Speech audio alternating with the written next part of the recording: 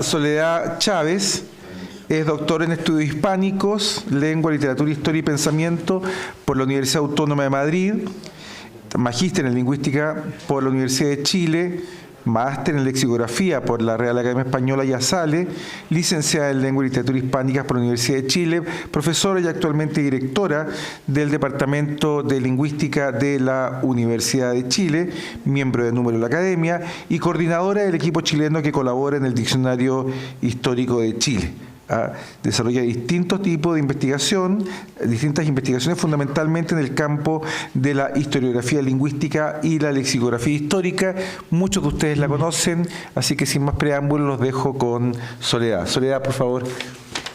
Les cuento que hace unos 12 años atrás, el mismo Guillermo y Felipe Hasler me invitaron a participar en un monográfico en una de las revistas que tenemos en el Departamento de Lingüística, Revista de Lenguas Modernas, que tenía que ver justamente con contacto con lenguas indígenas, y ellos me dieron la idea, una idea maravillosa de trabajar con el diccionario etimológico de Lenz.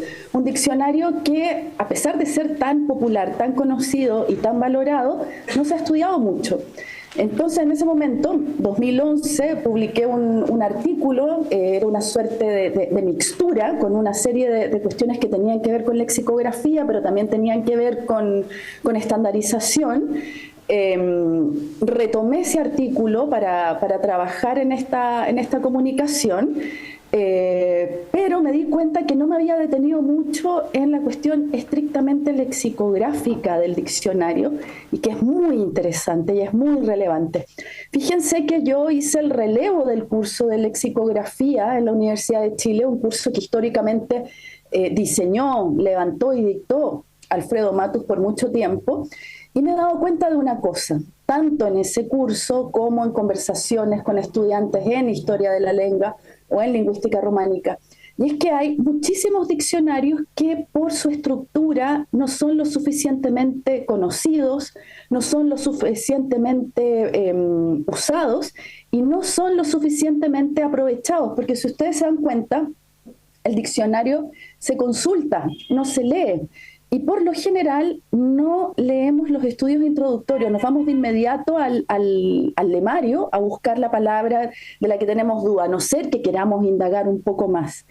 Ejemplos emblemáticos de esto son por el diccionario de Coromines, ni más ni menos, que es un diccionario que tiene una complejidad, que tiene una estructura bastante desafiante, y de hecho ahora hay un estudiante que está justamente rematando un trabajo de fin de grado que tiene que ver con eso, cómo aprovechar bien el diccionario de Coromines.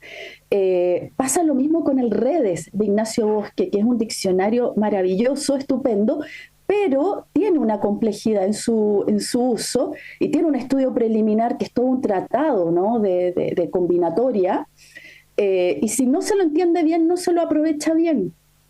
Y creo que el diccionario etimológico de Lenz va en esa línea, ¿no?, porque de alguna manera hay que entenderlo como una suerte de caja china, y eso es lo que les quiero presentar ahora. Fíjense que voy a partir con esta cita de Lenz, que está en el prólogo del diccionario, y fíjense lo que dice. Este enorme número de palabras araucanas y quechuas incorporadas en la lengua castellana son como las cicatrices de la lucha gigantesca en que el español de Chile venció al indio de Chile y lo obligó a aprender un idioma europeo y a formar con él una nacionalidad nueva y firme, la más sólida y homogénea que se engendró en suelo americano, pisado por español. Si bien no me voy a centrar en esta cita que da para mucho, debatimos acerca de esto en el congreso que hubo hace un mes en Buenos Aires, justamente para celebrar el centenario del centro del que habló don Alfredo Matus, ¿no?, fundado por Amado Alonso y Ramón Dolida, y debatimos ahí con Lucía Colucho, entre otros, en torno a esto, ¿no?, en torno a la idea asentada hacia finales del siglo XIX y comienzos del XX, en los centenarios de los nacientes de Estado-Nación, la idea de que las lenguas indígenas iban a desaparecer y que el objeto de estos diccionarios iban a ser realmente una suerte de museos de estas piezas.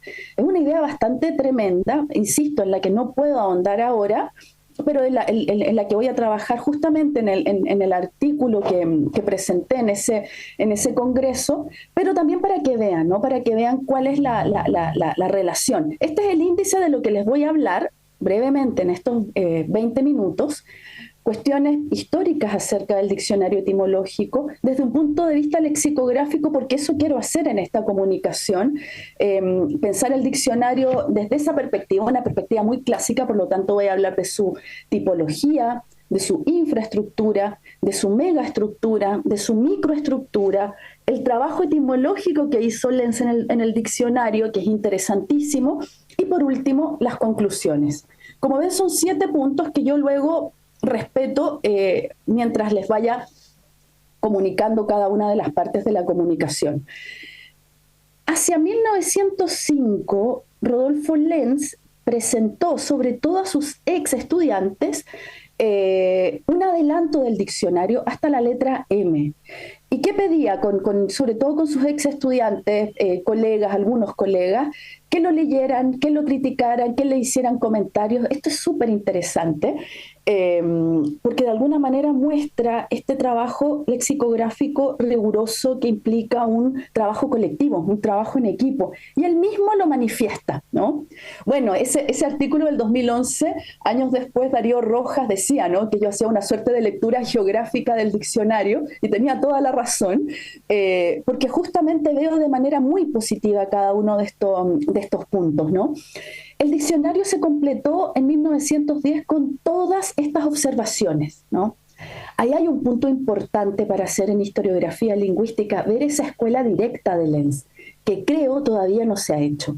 Y fíjense que este diccionario era una parte de un estudio mayor, los elementos indios del castellano de Chile, estudio lingüístico y etnológico. Pero lamentablemente nos quedamos con esta parte, no hay más. Y él hace referencia, ¿no? Hace referencia a este mega estudio. Fíjense lo que dice en la introducción. En otra parte de mi trabajo daré un resumen estadístico sobre la distribución de voces indias usadas en Chile, que también se encuentran en otras regiones. O en la advertencia. Todas estas leyes de fonética tendré que exponerlas en el segundo tomo de mi libro y entonces se hará una revisión minuciosa de las etimologías. Bueno, esto de la revisión se ve en el diccionario, pero él quería complementarlas más y ya luego también en sus estudios araucanos hizo, como habló el profesor Sánchez, ¿no? Este trabajo minucioso y que también lo dijo Matus, ¿no? ¿Qué sucedió también? Y es una de las particularidades de este diccionario y muestra la minuciosidad y esta labor también crítica, muy autocrítica que tenía Rodolfo Lenz con su propio trabajo. Porque fíjense que en el lapso entre el trabajo de imprenta que él va describiendo, él es muy de confesar, ¿no? Y de hacernos sentir lo que le pasaba, los pesares que sufría, se sentía muy solo, ¿no? Lo va a mostrar luego Juan en todo lo que ha trabajado con la epistolaria. ¿Por qué? Porque de alguna manera sus grandes interlocutores estaban en otro lado, no estaban en Chile. Entonces, bueno, todo esto tú lo vas leyendo, lo vas viendo en estos paratextos. Entonces, en ese lapso de 2 años, que iba viendo nuevas enmiendas, nuevas adiciones, nuevas supresiones, va a haber dentro del diccionario, como una suerte de anexo, 3 suplementos que de alguna manera dialogan con el lemario del diccionario. Sigamos con la tipología. Esto, qué pena que se nos fue, ¿no? Que se tenía que ir, pero esto también es una suerte de homenaje a Matus, porque él cuando hacía los cursos de lexicografía nos insistía en la TDF, tipología, destinatario y función de un diccionario. Es clave saber qué tipo de diccionario tenemos en nuestras manos, cuál es el destinatario que está pensado para el diccionario, cuál es la función del diccionario, porque así de alguna manera podemos usar y gozar el diccionario de la mejor forma. Obviamente este es un diccionario diacrónico, monolingüe, semasiológico, que es el orden usual, ¿no? Del lema a la definición, en algunos artículos lexicográficos, bastantes con ejemplos, y es un diccionario diferencial porque son las voces indígenas en el español chileno y americano. Si bien los 1.661 artículos no forman parte de la tipología, forman parte del lemario, Lo pongo ahí, son en total 1.661 artículos. La infraestructura del diccionario, esto es una suerte de cocina. ¿Qué se hizo? ¿Qué datos se acopiaron? ¿Qué corpus se utilizó para trabajar un diccionario? Es algo que hoy por hoy es fundamental comentarlo, ¿no? Informarlo. Pero antaño no era una necesidad obligada. Entonces uno va deduciendo qué elementos se utilizaron para trabajar en un diccionario. Lenz lo informa, nos informa, ¿no? Por ejemplo, en el prólogo dice que fuera de los términos de historia natural, que se remitió a libros clásicos de la época, fíjense, su principal fuente fue el uso oral. Esto es interesantísimo porque por lo general a la época no se hacía esto. Bueno, uno lo puede ir detectando. Un diccionario con el que trabajé mucho, que fue el de Román, en vida, un enemigo de Lenz, lo menciona a veces, ¿no? Menciona, bueno, cantos de señoras de salón, una zamacueca que oí por ahí. Y esta es una fuente importantísima, sobre todo en la nueva lexicografía. Y también nos va contando las zonas donde hubo mayor acopio de voces. Fíjense que a la época no tuvo mucha información en las provincias del norte, este naciente Chile, hay que pensar también en el contexto, pero en el centro y el sur del país, con excepción de las provincias de Valdivia y Yanquihue, vean la minuciosidad, y también de la isla de Chiloé, le dieron muchísimas voces. Esto es fundamental para ir delimitando también, ¿no? Este lemario, esta información. Fíjense la megaestructura. La megaestructura es interesantísima y puede un poco agobiar o puede espantar al usuario porque fíjense, es bastante larga. Se las voy a comentar brevemente. Bueno, yo trabajé con la edición maravillosa que hizo Mario Ferrecho, que la publicó en 1979. Lo ha dicho el director de la Academia, para alegría nuestra, está en Memoria Chilena. Un saludo a Memoria Chilena, que se ha dedicado a presentar estas grandes obras de una manera pública. Está esa presentación de Mario Ferrecho, buenísima, con esa pluma característica que lo caracterizaba, ¿no? Y luego viene una advertencia y una tabla de materia. Fíjense que luego viene un paratexto amplio que formaba parte del prólogo, pero de este mega estudio, que son los elementos indios del castellano de Chile. Este mega estudio que, como les decía, no vio la luz salvo este diccionario.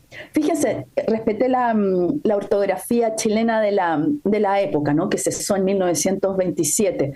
Prólogo, carácter de las publicaciones sobre americanismo, el castellano en América, necesidad de un diccionario hispanoamericano completo, el objeto del libro presente, las fuentes, ¿no?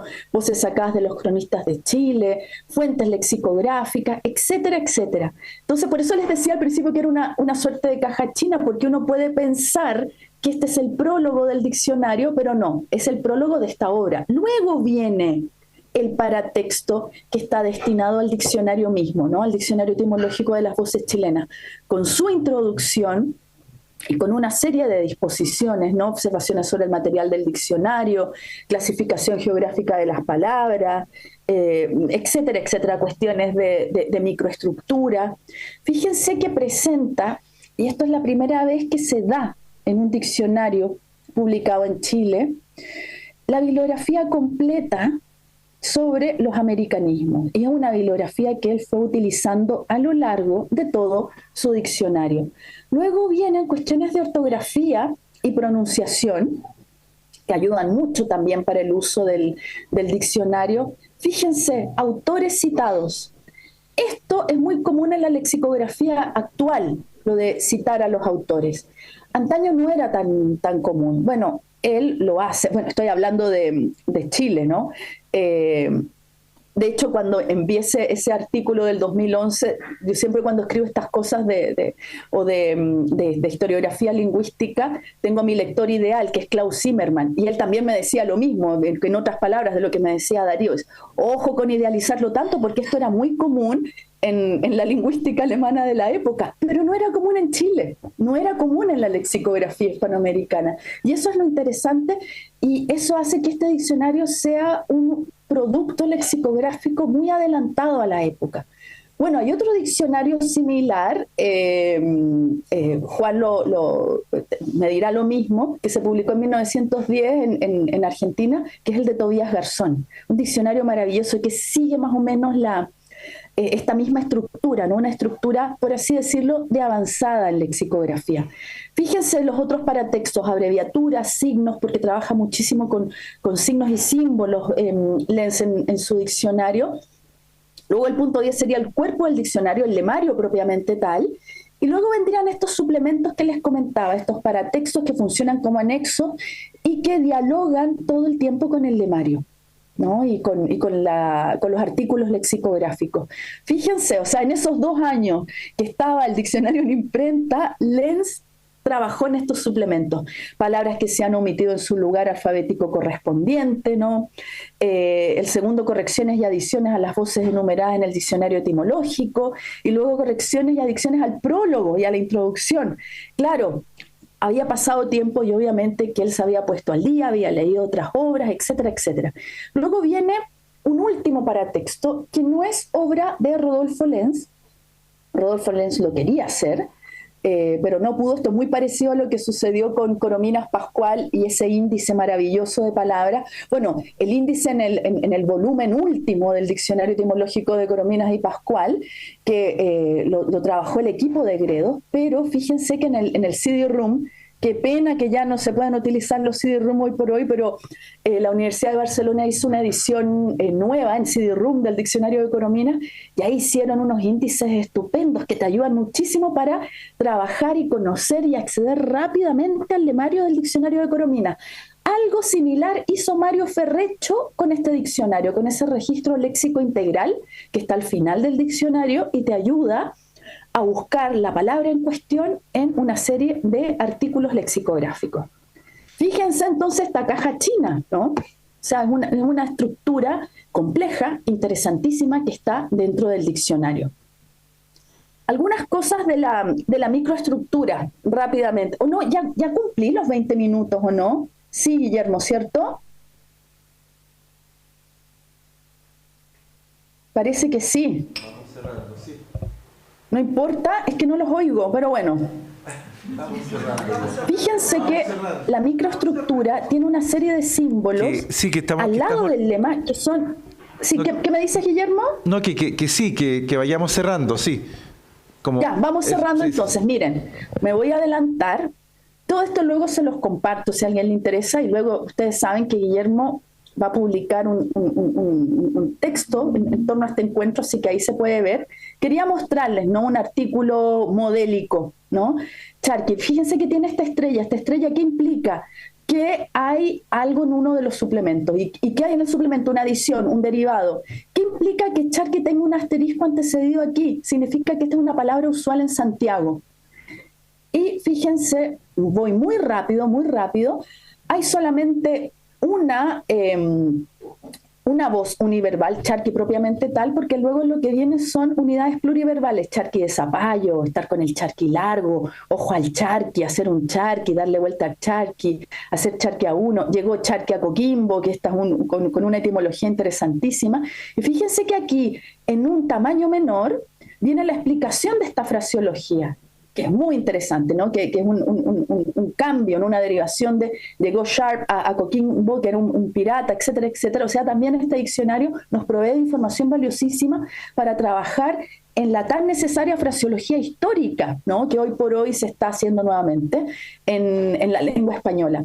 Luego vendría, fíjense, información de otros autores que presentan charqui en diccionarios, y luego vendría la etimología, con toda una explicación, la primera vez que aparece en una obra, derivados, y luego vendría la información de la estrella.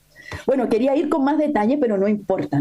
O sea, para mí cumplí, que era lo importante, ¿no?, de mostrarles cómo es, desde un punto de vista lexicográfico clásico, la estructura de un diccionario como este. Conclusiones muy rápidas. Y con esto, fíjense, otro homenaje a otro gran maestro, un académico también, que fue Ambrosio Rabanales. Ambrosio Rabanales, fíjense lo que comenta de este diccionario. Y quiero concluir parafraseándolo. La estructura del diccionario etimológico se ha constituido en el paradigma de lo que debe ser un diccionario etimológico, enciclopédico y crítico. Y yo le encuentro toda la razón. Toda esta información detallada, con estas citas, ¿no? Con estas fuentes, con esta descripción minuciosa, es justamente lo que tiene que ser un diccionario crítico. Un inciso, nosotros estamos muy mal acostumbrados, porque el otro diccionario etimológico que conocemos y que está en nuestra tradición es el diccionario de Corominas. Pero fíjense que el diccionario de Corominas dentro del universo de diccionarios etimológicos es un diccionario raro. ¿Y por qué es un diccionario raro? Porque son pequeñas monografías. Y el mismo Corominas lo decía, ¿no? A falta de un diccionario histórico tuve que hacer esto, quería debatir, porque por lo general los diccionarios etimológicos son más sintéticos.